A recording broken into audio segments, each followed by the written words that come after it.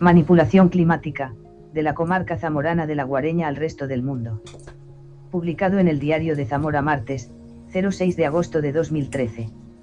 En artículos anteriores se han expuesto hechos insólitos que afectan nuestras vidas desde la economía a la salud, como las fumigaciones clandestinas aéreas de nuestros cielos desde hace más de un año, denunciados formalmente al Seprona el pasado 19 de julio por Terra Sostenible y vecinos de la comarca. El origen de estos hechos estaría en operaciones de manipulación climática. Para la gente de a pie, que bastante tiene con superar el día a día, estas cosas podrán sonar a ciencia ficción. Pero no por ignorar o rechazar lo que ocurre a nuestro alrededor resulta menos cierto. Y la realidad es que, mientras la mayor parte de los mortales estamos enfrascados buenamente en nuestra digna supervivencia, hay otros que no cesan en su afán de controlar el mundo al precio que sea. Existe mejor forma de dominio del planeta que controlar el mismísimo epicentro de la vida, como es el clima. Controlar el clima supone tener el poder para abrir o cerrar el grifo del mundo. En otras palabras, significa tener el control de los sistemas hídricos y agrícolas del mundo, es, en definitiva, tener el poder para decidir quién va a sobrevivir y quién no.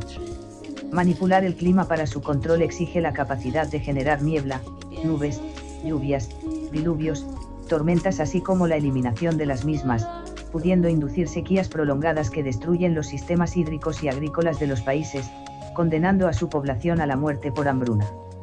Estas actividades se han aplicado en guerras como la de Vietnam por los Estados Unidos. Y, por su capacidad de devastación, fueron prohibidas por las Naciones Unidas en 1977.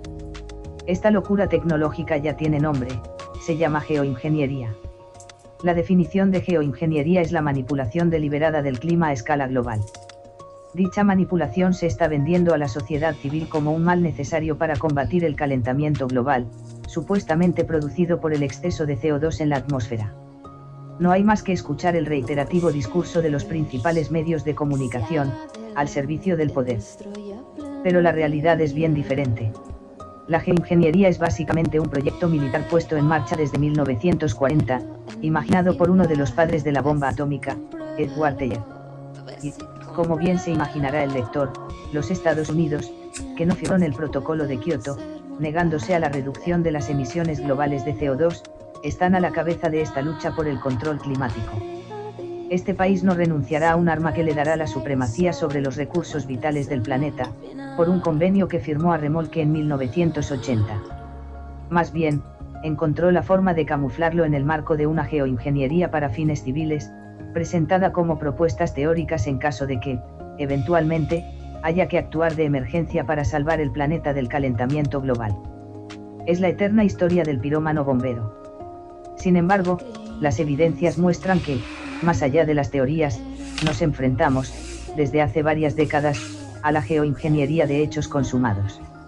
Las publicaciones a favor y en contra de la geoingeniería son abundantes. Pero pocas tan vehementes e ilustrativas como el informe de las Fuerzas Aéreas de los Estados Unidos de 1996 titulado Poseyendo el clima para 2025.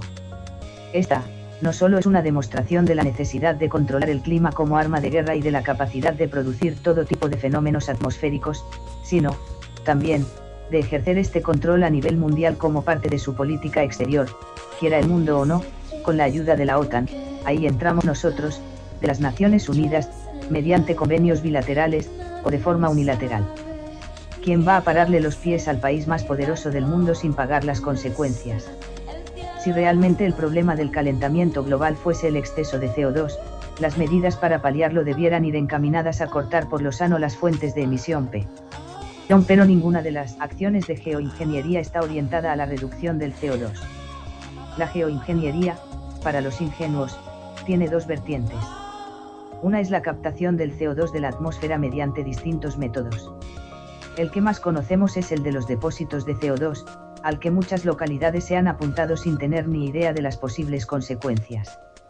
La otra vertiente de la geoingeniería es la gestión de la radiación solar, que consiste en dispersar en la atmósfera millones de toneladas de aerosoles que generen una especie de escudo reflector de la luz solar al espacio. Algo que matemáticamente es imposible. Entre esos materiales figura el óxido de aluminio que encontramos en nuestras tierras o sencillamente en las baldosas de nuestras calles.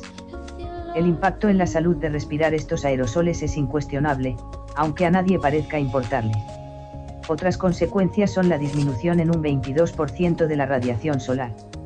Un golpe terrible para las empresas de generación solar, además del recientemente asestado por el ministro de Industria. El oscurecimiento del globo es tal que, a veces, en muchas ciudades europeas, las farolas de las calles tienen que iluminarse a media mañana, como en San Remo. Esta reducción solar afecta, igualmente, a la fotosíntesis de las plantas.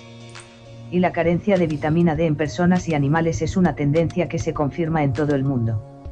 Lo más retorcido de la historia es que el coste de 10.000 euros/hora de cada avión fumigador lo pagamos todos los ciudadanos con nuestros impuestos.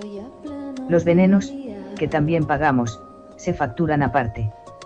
Ya que pagamos el daño infligido, tendremos derecho a plantear algunas preguntas de cajón.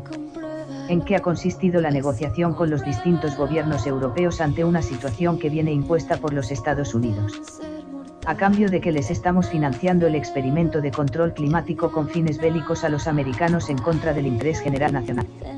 ¿Qué precio tiene el silencio de cada gobierno europeo ante sus propios representados negando que estos hechos estén ocurriendo? ¿Qué precio le han puesto a la salud, la seguridad y la integridad de los europeos? ¿Dónde quedan la soberanía nacional, la representación política, el deber protector del ejército para con los ciudadanos y dónde queda la dignidad? ¿Por qué en parlamentos como el griego y el italiano se han hecho más de 15 preguntas al respecto y en el español ninguna? ¿Por qué en otros países hay científicos, meteorólogos, pilotos, generales del ejército, epidemiólogos, etc., que denuncian estos hechos y en España no hay nadie que diga nada? Es sencillamente una ignominia. Para quien se rasgue las vestiduras ante estas preguntas pensando en la imposibilidad de que cualquier gobierno de países democráticos pueda tomar decisiones en contra de sus propios ciudadanos, que consulten este dato en la Academia de Ciencias de los Estados Unidos 1977, durante más de una década, de 1953 a 1964, los militares dispersaron grandes cantidades de partículas de zinc, cadmio, sulfuro y microorganismos en 33 lugares del planeta, sin el conocimiento ni consentimiento de los ciudadanos, sobre todo en ciudades y grandes urbes de Estados Unidos y Canadá, pero también en el Reino Unido y Escandinavia. En la actualidad, las leyes americanas permiten ensayos con agentes químicos y biológicos sobre la población civil aprobadas oportunamente en 1997. Publiqué LEAW 105, 85, noviembre 18, 1997. Y al igual que en el caso de espionaje a países europeos recientemente desvelado, lo que está permitido en los Estados Unidos porque habría de estar prohibido en otro lugar. Estos hechos son muy graves. Y de nosotros depende el hacer valer nuestros derechos fundamentales.